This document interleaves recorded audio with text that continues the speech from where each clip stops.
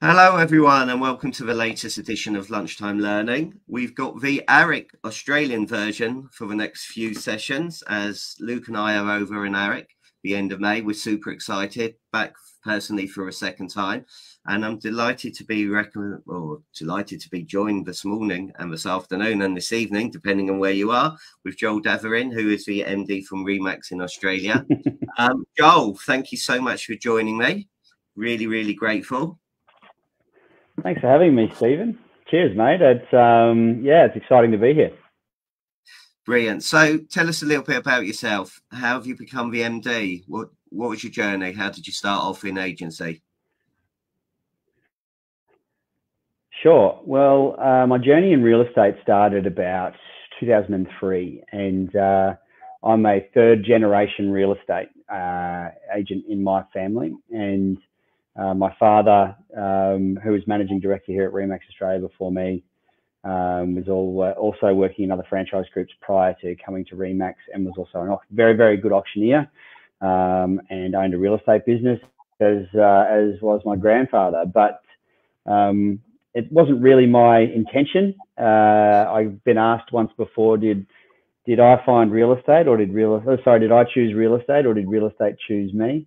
And one thing I knew when I left high school is that I was not going to be a real estate agent. And as it turns out, my career in law and the studying of law at university wasn't the path for me. So I decided to quit that early, and found myself in real estate a couple of years later and have not looked back. Fantastic. So working with family to start off with, how did you find that? And then going to actually become the MD and taking over from your father, how was that received by all the different franchise owners? Sure. Well, I'll go back even a step before that, just to kind of go back to the start of the journey. I started in real estate sales, and I worked in a real estate business that had nothing to do with my family.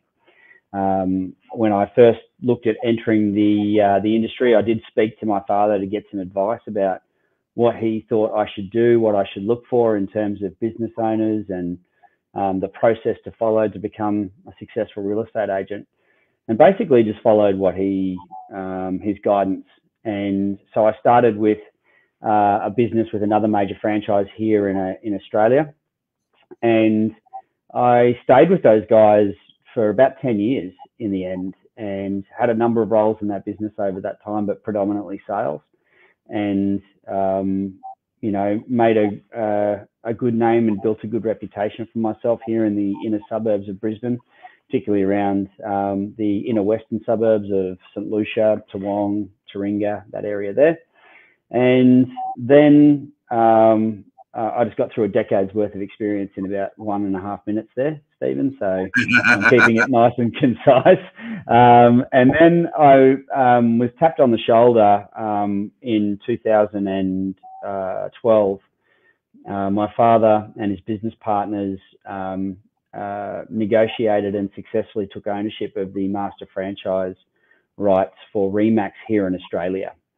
And I ended up joining the Remax Australia corporate team in 2013, and started in a franchise sales capacity, and kind of just worked my way through the ranks as I learnt. Basically, corporate is very different to real estate frontline technician / agency work, but still a lot of the same principles that you learn in real estate agency work are applicable in franchising as well.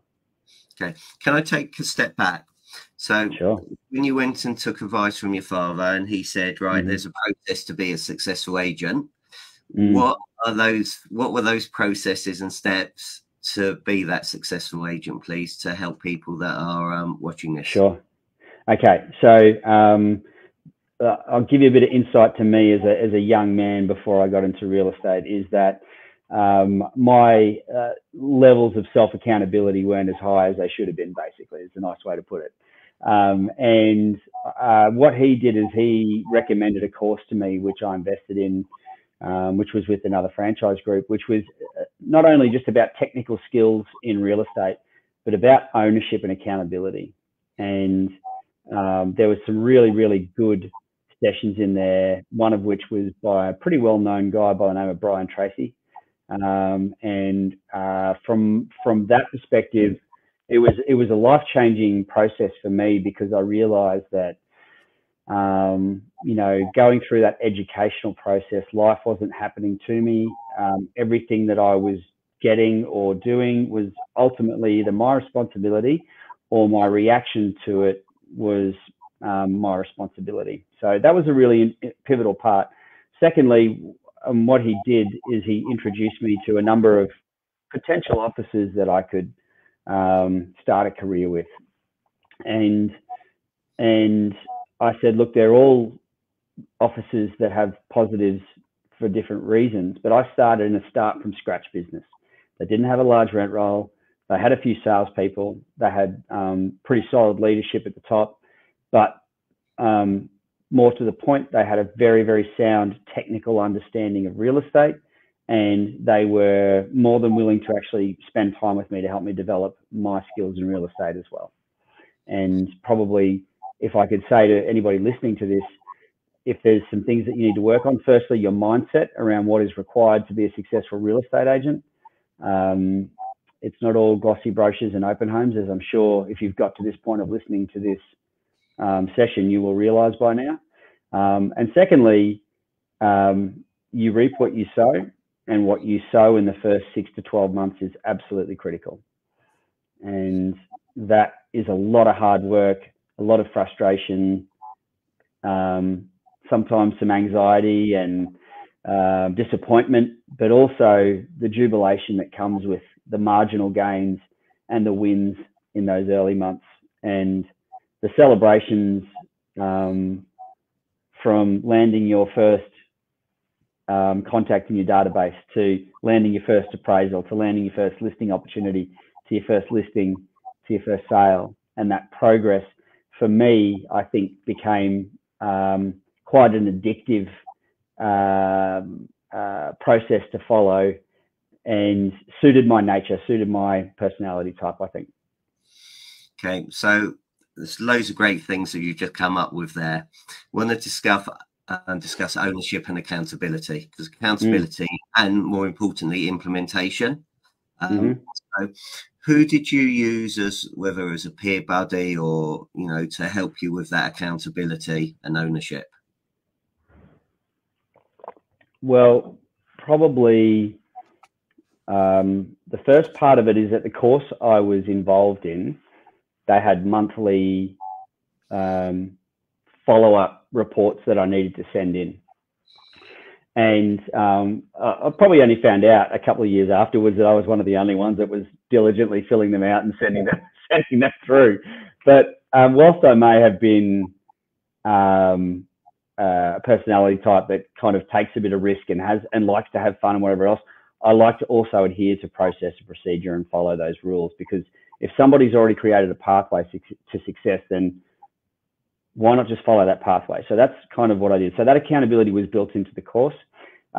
We had a public board in our office, which ultimately laid out all of the key metrics that we needed to fulfill for us to say that was a good month. And and basically what I was taught is the left-hand side of the board takes care of the right-hand side of the board. I'm not sure if you've ever heard that, but left-hand side of the board is basically door knocks, cold calls, contacts in the database, and market reports or appraisals, right? And then the right-hand side of the board is listing opportunities, listings, sales.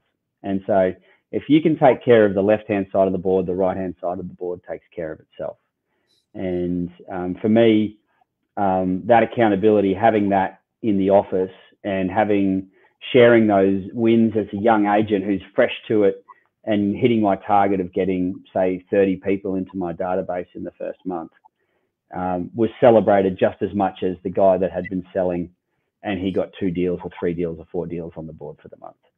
And so that peer accountability was huge. And, rightly or wrongly, whilst my time in that office was only a couple of years, I moved to another office with the same business owners. And that culture kind of was amplified in that business because it was a bigger scale business. Okay, you also talked about frustrations. So, as you know, this is a roller coaster, and we have good days and we have not so good days, to put it politely. So, people watching this, how do you deal with frustrations and the stresses of a job? Yeah, I learnt pretty early on that I've got to take 10% off the top and 10% off the bottom. So that theory is literally the most commonly used theory is the roller coaster, right? And when you visually think about what does a roller coaster do, it goes up and it goes down and it goes around in circles. So what I figured out after a number of years I was doing without even realizing it was I wasn't getting as excited as some of my colleagues and peers were around getting listings or getting deals done. And I wasn't therefore getting as frustrated or disappointed when I wasn't getting the opportunities as well, if that makes sense. There's nothing worse than you've been working with a client, you're eager, you're young, you somehow manage to jam your foot in the door, get to the finishing line, and then one of your competitors edges you out. And they edge you out for whatever reason. It might have been that they had 10 years more experience than you, and you could look at that and maybe, you know, lie on that and say that's the excuse why I didn't get it. Or you can also say, you know what, I wasn't good enough in the listing room, in the living room with the clients that I was talking to. For whatever reason, I just wasn't good enough. And you have to take ownership of that. And when you can take ownership of that and you take responsibility for that and realize, hey, 10 years less in the industry is not an excuse. There are just as many benefits that come with being young and new in real estate as there does with being experienced in real estate, in my opinion. That, you know, it helps you kind of see the top of the peak and understand this is where I'm still going and it's not going to be easy to get there, but I know where I want to go. Okay, thank you. You talked about being a good lister and getting in you know, some of this house. One of the biggest challenges here in the UK is fees. So I'm going to shock you now. The average UK fee, depending on who you listen to, is around about 1%. Okay, I think most agents are definitely worth 2%, and you talked about mindset before. So how can agents demonstrate their worth, that 2%, or worth more than that 1% agent? It's a great question. And firstly, there's a whole raft of responses that I have to that. But number one, like, and this is just my personal belief, is I just don't think agents should be losing listings because of commission. I really don't. I think if they're going to lose commission, it's not because of what they're saying they're worth. It's because of the demonstration of value. And it's like that old cliche. It's like, you know, I think cost is only the issue in the absence of value.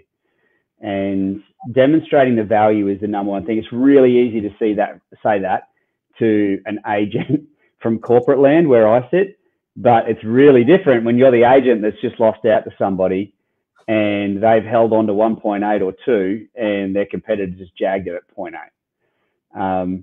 That doesn't feed their kids. It doesn't pay for their mortgage. What does help them though is understanding their own value and being able to upskill them around language, technical ability, and strategies to ensure that the client sees the 0.8 for what it really is, which is a less skilled competitor trying to compete with a more skilled competitor in some way, shape, or form. And the only way that they have to do that is by offering a discounted fee.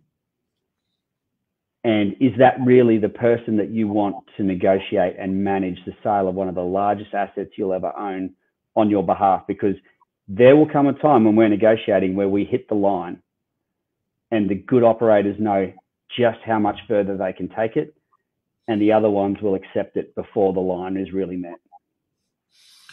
I couldn't agree more. So how can you add that value? How can you demonstrate that? How can you demonstrate that you are a skilled negotiator and you're putting every last single penny? So you talked about that line. you know, and an agent will know, hypothetically, you know, $1 million. That seller said to me, they take $1 million, they get $1 million, they jump up and down. Yay, I've done a deal. How fantastic. But that operator, that skilled negotiator is going to get every last single penny and get that no regrets offer. If you've got any skills and techniques to demonstrate that. There's so many different avenues you can go down with that, and so many different scenarios as well. I have clients and business owners right now that are extremely data driven, and they know that their numbers are exceptional, and they can say, like, I'm always getting X% more on my market. And in that instance, I would say, show me the data that says that. Because if you can show me the data that says that, you can show a client that says that. And if you can somehow tangibly, you know, visibly explain, because people will believe something they can tangibly understand or see. So it needs to be demonstrated in some way, shape or form. Now, without any hesitation, I would say that when the volumes go down in real estate markets, which we're seeing very low volumes here in Australia at the moment, what we always see is those battles around commission fire up. And I'm based in Brisbane. We have offices in Sydney, Canberra, Brisbane, Gold Coast, Perth. We're all over the place, Melbourne. And in any different time, there's a different market happening in one of those places.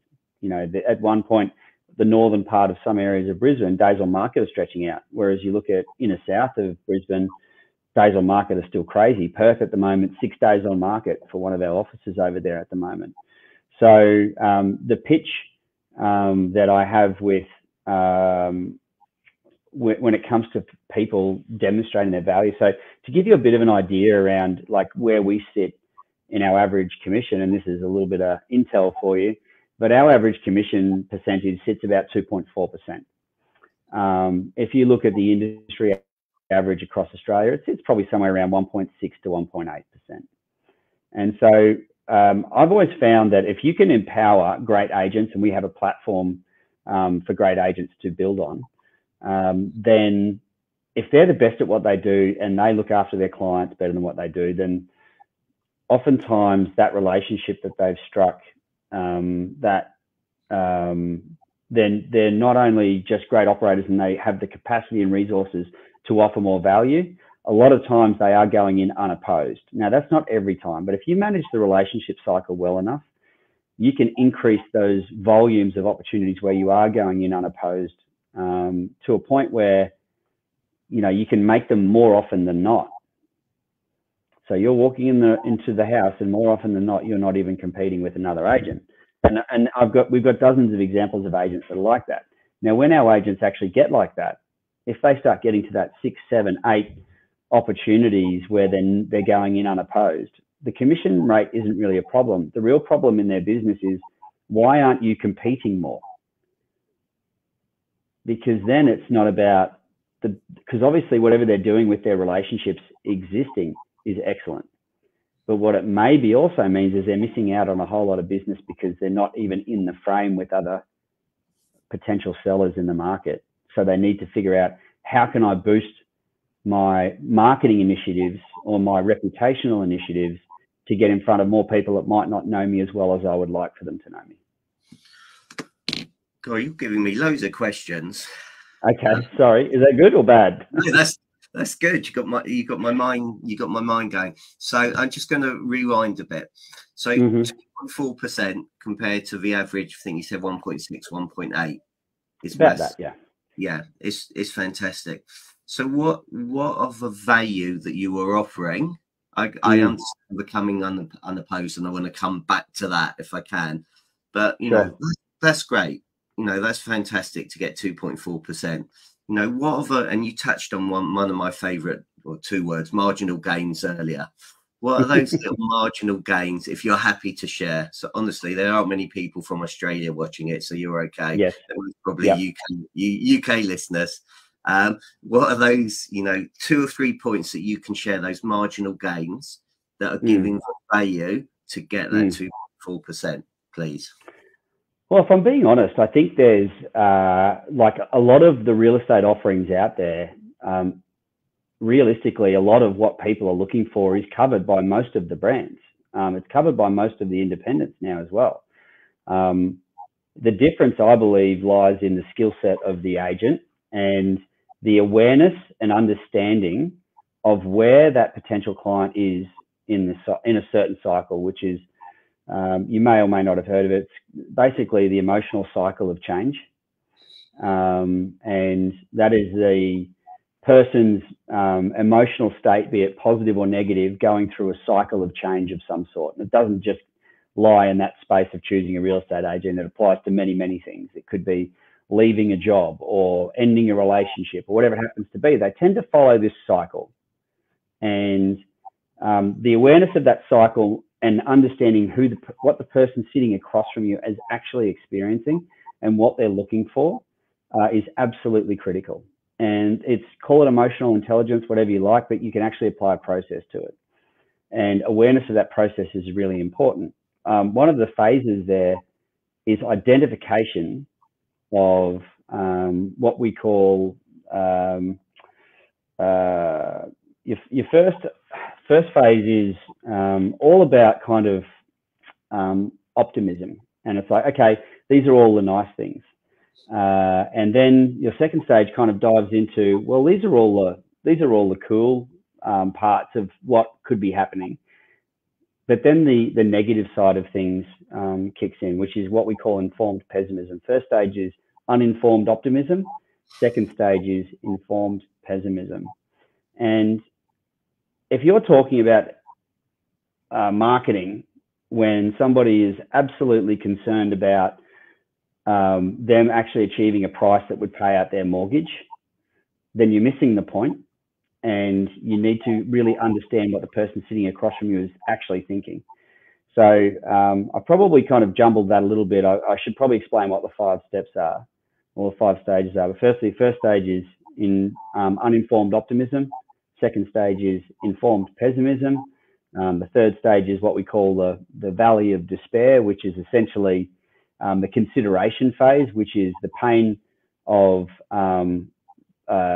one choice versus, the pain of another choice. So the pain of staying versus the pain of leaving, or choosing one person over another person.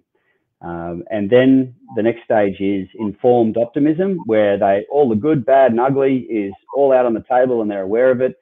And then the next stage is essentially change, or change that has impact, or choice, essentially. So the agent has to have the ability to sit across from somebody and understand of the 10 or 12 different things that somebody's looking for from an agent when they're choosing an agent, that the agent really knows what the 3 or 4 key ones are, and they can help speak to those rather than getting distracted with the other 8. Focus on the ones that matter to the person sitting across from them. How do you train that then? It's just, honestly, it really is significant volume, and this might sound like a cop-out, but it's not. It's significant volume of time in the seat and learning and opportunities, and constantly going over this process of figuring out how can you ask great questions in that listing conversation, because it really is the questions that matter. And we have a number of training sessions or courses in our deliverables that we provide to our network all the time that focus on those questions and focus on the process of how do I show value to that person sitting across from me, or those people sitting across from me. Okay. Would you be kind enough to share a couple of examples of great questions? Yeah. I think some of them can be related, and, you're going to have to bear with me. I deal with real estate agents all the time. But I haven't sold a property in a long time.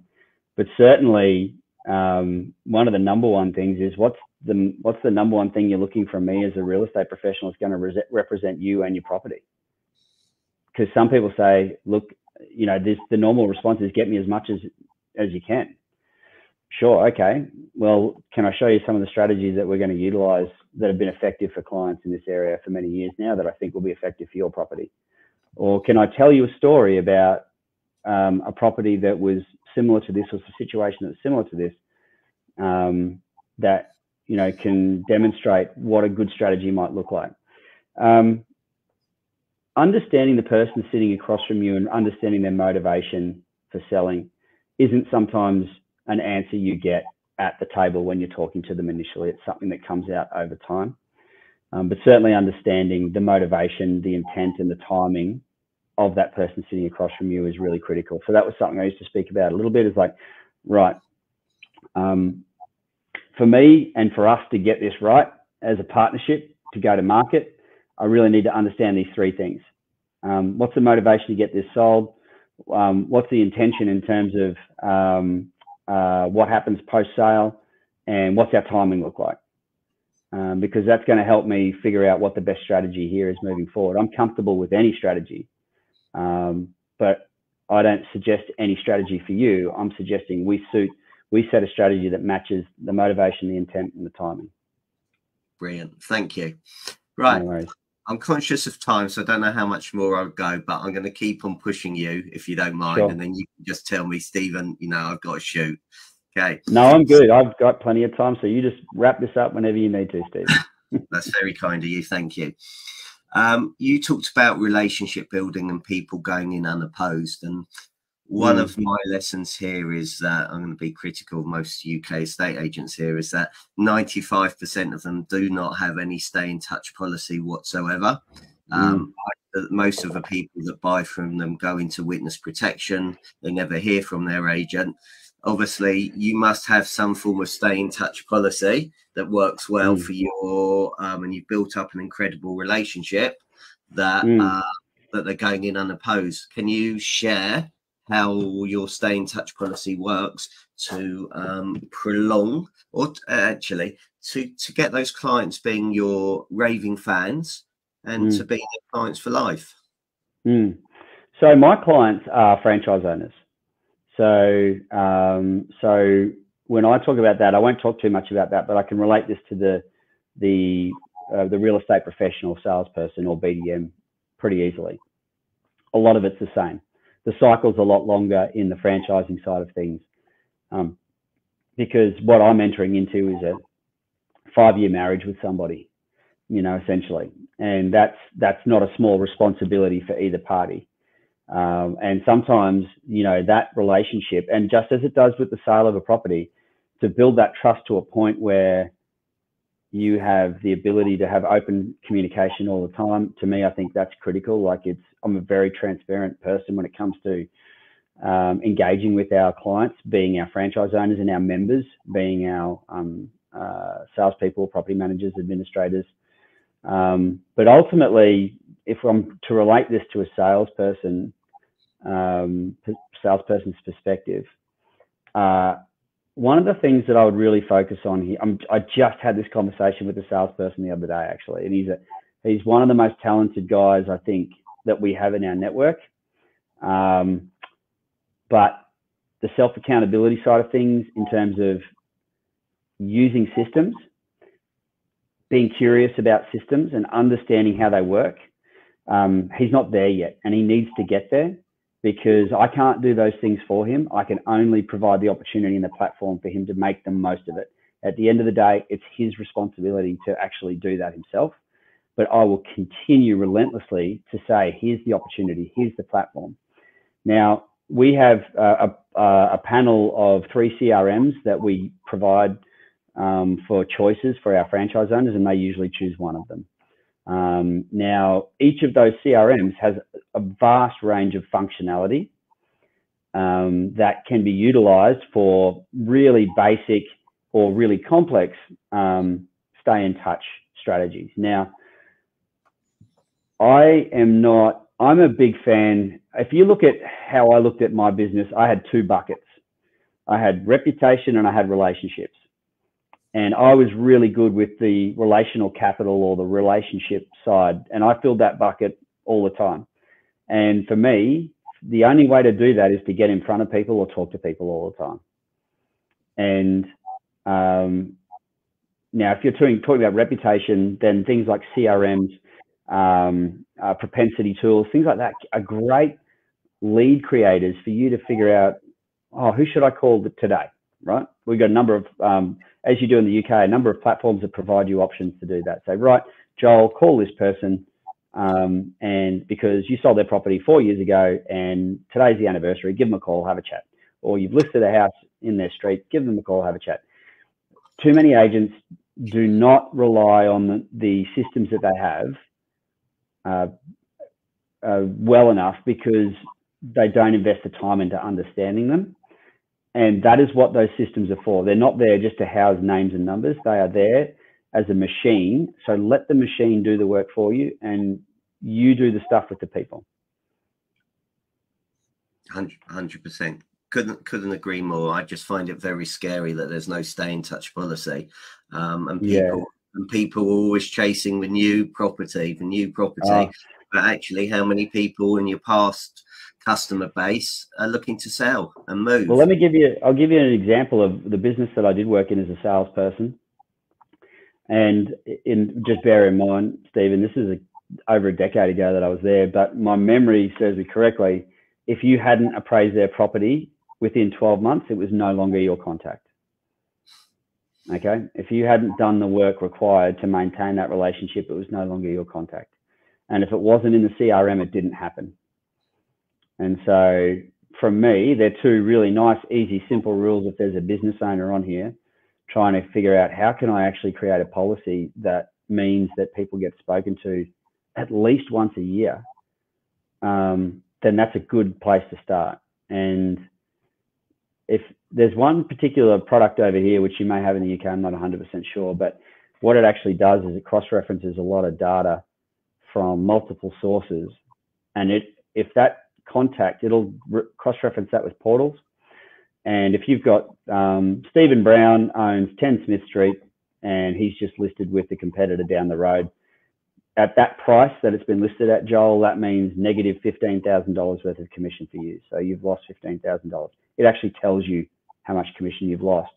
And it tells you when you last spoke to that person or if you didn't speak to that person. To me, that's a great system. Use the system. Let it work for you. Definitely. So coming back, you also talked about different marketing initiatives.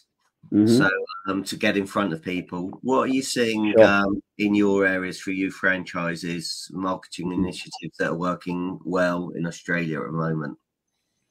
Well, there's you name it, we've got it at the moment. The ones that I see that are particularly effective are no longer the lists of open homes and no longer. Don't get me wrong, the sale board, the photo at the front of the sale board with the client is lovely. It's good.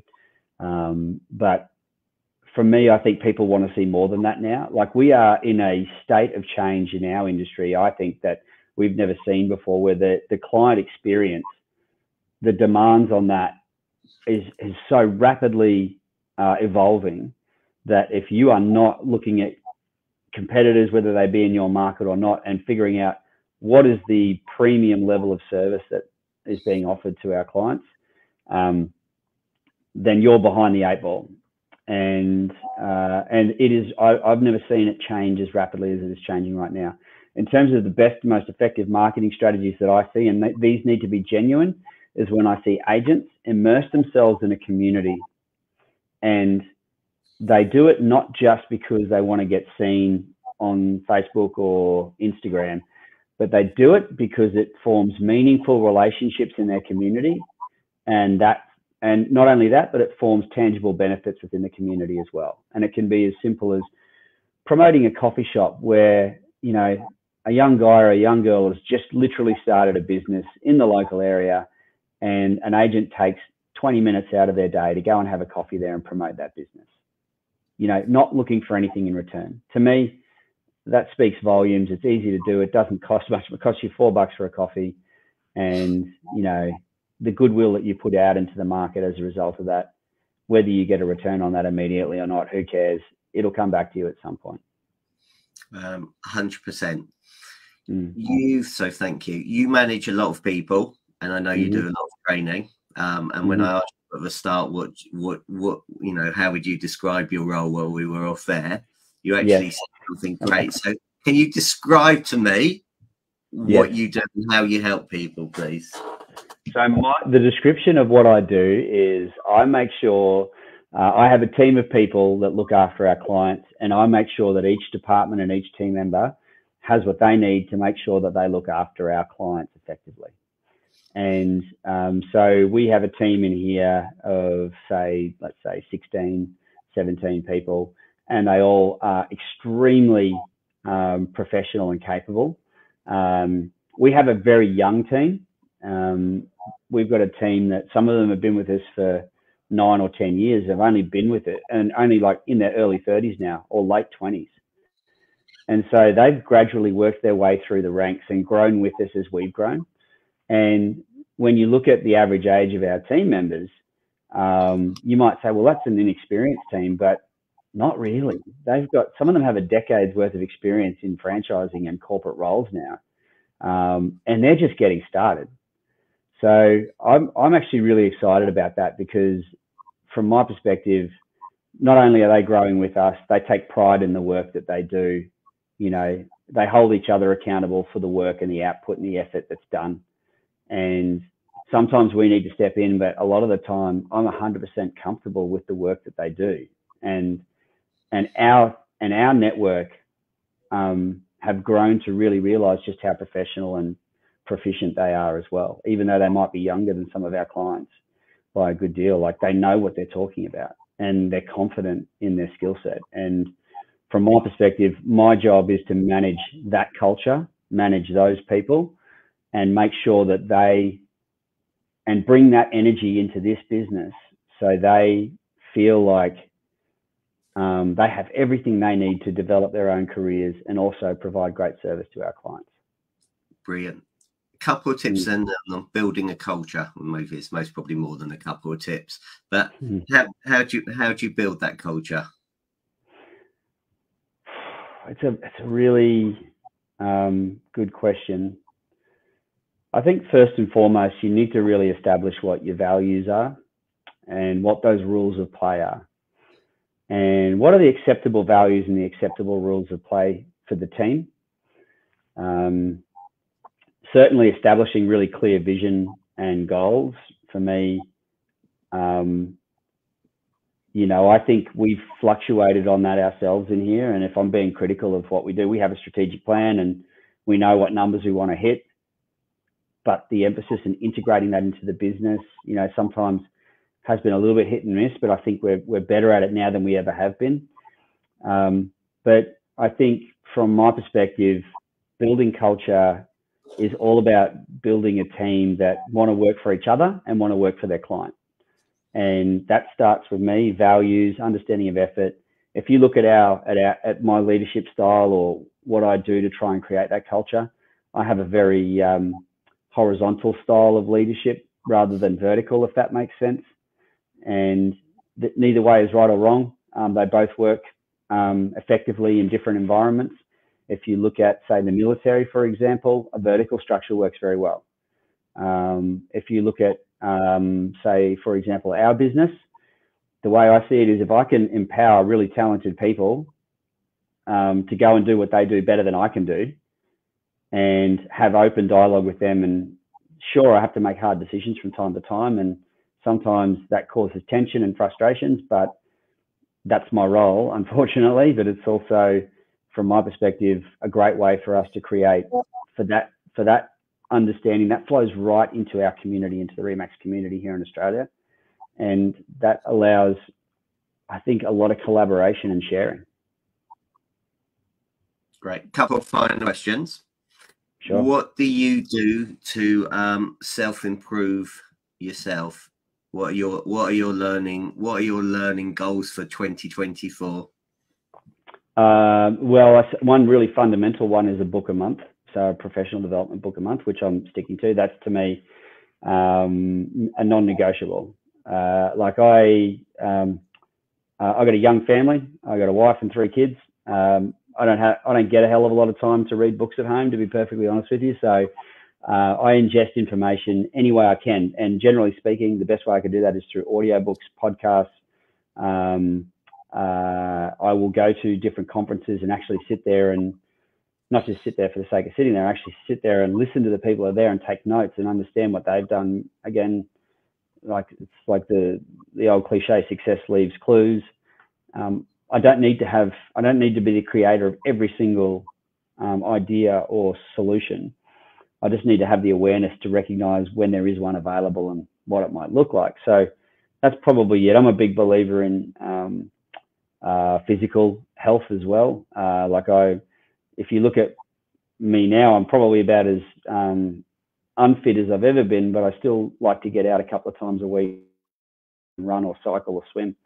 And I think for me, putting yourself through that hardship, even if it's just a small amount every single day, just builds fortitude and resilience in the workplace and with family as well.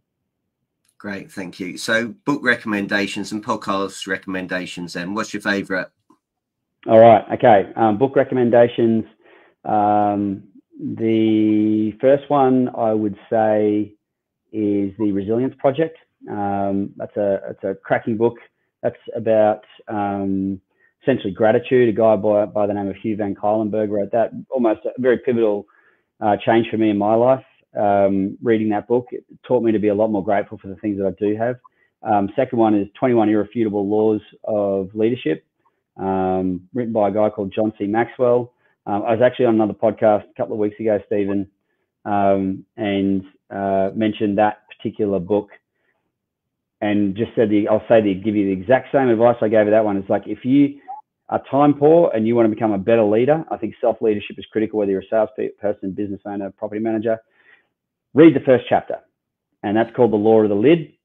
And that basically just tells you that your potential is capped by your abilities as a leader.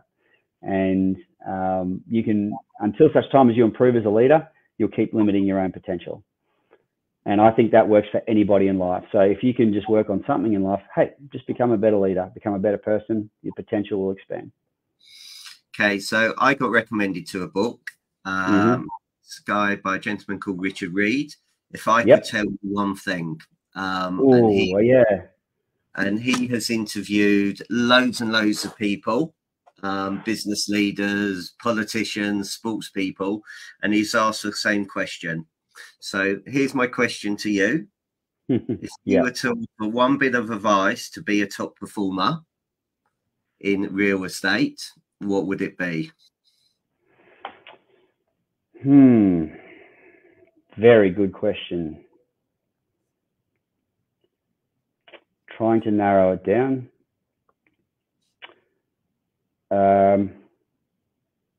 Trust the process, I think. I think a lot of, unfortunately, people aren't given the right mindset when it comes to starting in real estate at a foundational ground level. And they start too many steps ahead of where they should be, when ultimately they should start right at ground zero, where the fundamentals are everything.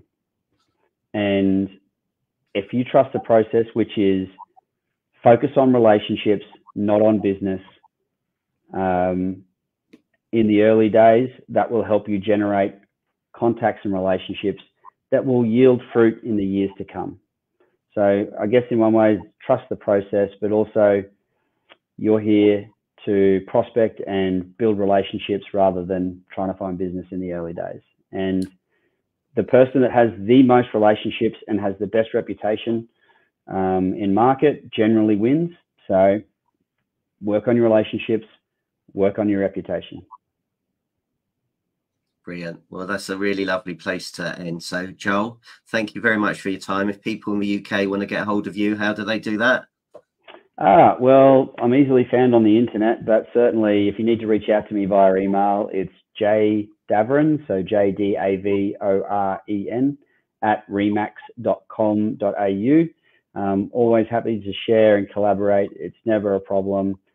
I remember I was been helped probably not just by 4 or 5 people over my career. Many people over my career have given me great advice, and I've reached out to them over the years, and they've always helped out. And that's the beauty of this industry is there are a lot of people out there that are willing to help and see others grow. So you just need to find them. And I feel like the industry's done plenty for me. So I'm always happy to do something to give a little bit back as well. Amazing. Thank you so much for your time, everybody. Thank you for watching, listening. Please like it, share it, comment. And I look forward to being on the next podcast with you very soon. Thank you, everybody. Bye. Thanks, Stephen. See you.